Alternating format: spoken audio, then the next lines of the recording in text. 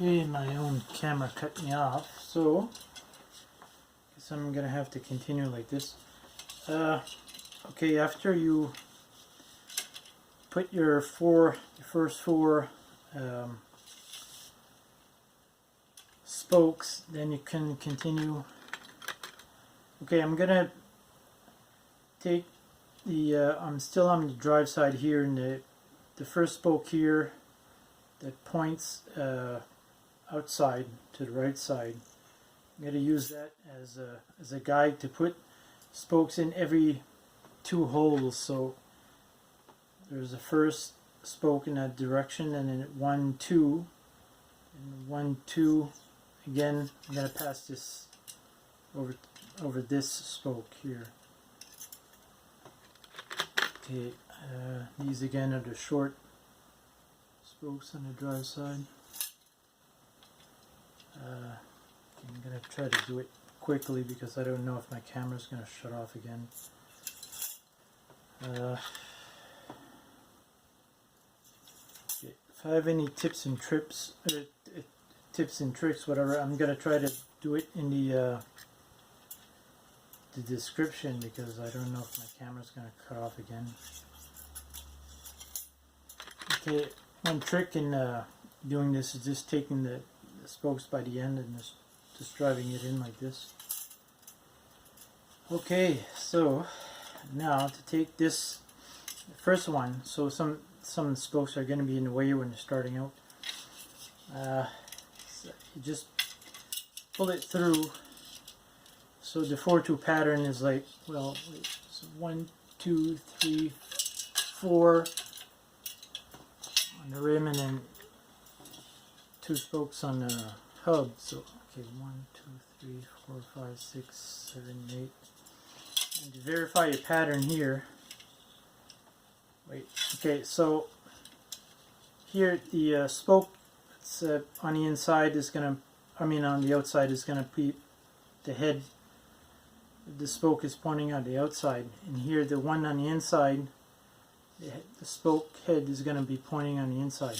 Okay, that's one guide, one way of verifying your builder while you're building your wheel. Okay, wait, I'm gonna try to do this a bit quick there. I don't know if my camera's going to shut off. Okay, wait, 1, 2, 3, 4.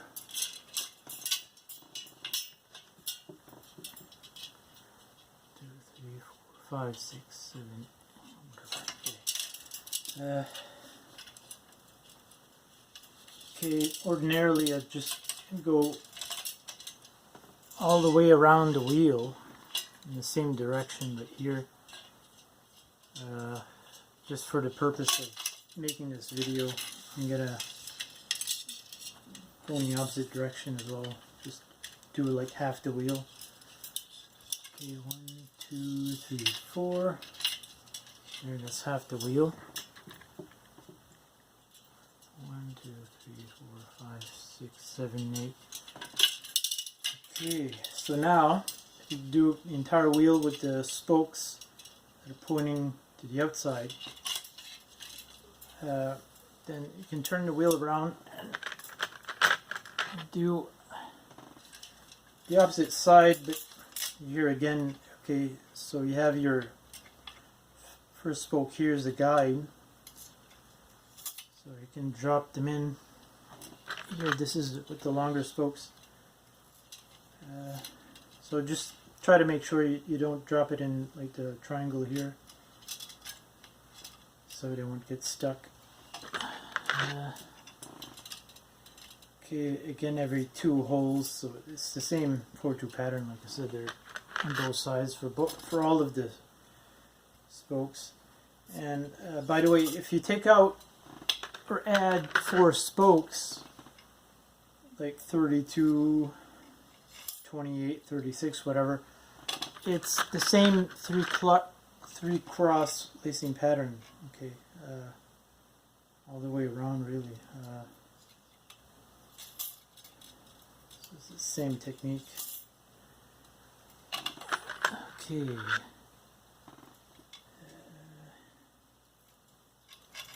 Okay, now I'm going to try to make... Okay, I have a tendency to start with the sticker on the bottom there. So if you use this one as a guide, and the second one, okay, then pull it, bend it, pull it through. Again, so it's 1, 2, 3, 4. Okay. 1, 2, 3, 4, 5, 6, 7, 8. Okay. Now,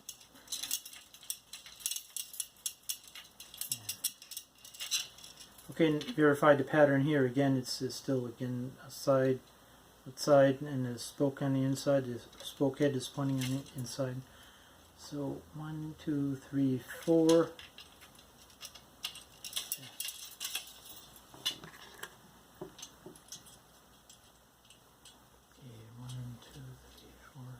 Whatever.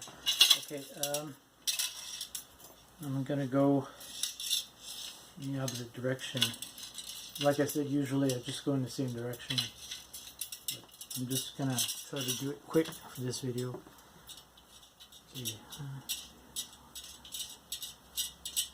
Okay, now once you've done all the spokes on both sides, where the spoke heads are pointing outside, you turn again, start again on the, let's say the drive side, right side of the wheel.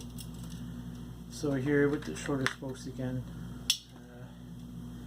Okay, this way, this technique here, you just, okay, so you have your first spoke that goes in the same direction. So here, again, the next, count 2 spokes over, and the next spoke hole that's available anyway. This part is a bit tricky, but I tried other techniques and their lacing patterns, whatever, and they're not very good. So that's the only thing with this pattern is doing that. So again, it's 4 spoke holes from the last one. 5, 6, 7, 8. So here again, so you verify the pattern again. Yeah, this one is on the outside, so the spoke head's pointing on the outside. The one on the inside, spoke head's pointing on the inside. So if I just say if I do the the next one just to show you. Again, so I'm going to drive it in like this. And then, like I said, I'll just show you an example. Here, so it just push it through.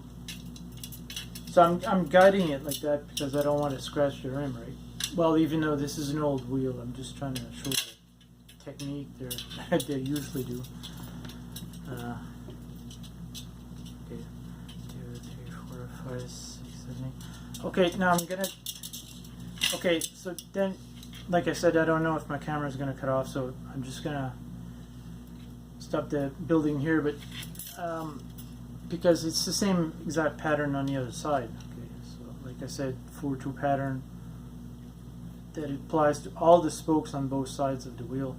So I'm gonna try to get into some tips and tricks. By the way, when I built the wheel myself and I brought it to a store, I used 2mm spokes and nipples, and say you can use brass nipples, and it doesn't matter whether it's 14mm or 12. Sometimes 12 is recommended, but like if you want to make sure, if you don't know how thick your rim is, use 14. I read that there's no consequence, okay, or no negative consequence. Measuring the RD from like here to here, and then when they say you can just add 4mm, I tried it again and again, and I'm not sure, but I think it's 5mm. You can check with the manufacturers, the RD is usually correct. And I used the Leonard spoke calculator, but that's your own choice. There's a lot of them. What else can I say? I'm just looking at my notes here. Okay, and by the way, I found that some websites have nipple washers, whatever, or spoke washers. I didn't have to use that. I don't know why that even exists. And if you ever have, like on tire or wheels like this, you can use, if you have rim brakes, if it doesn't have a brake track, you can always use an elastic to install the brake pads at an angle to avoid a squeal. So, and I find that, and this is just my own personal choice, but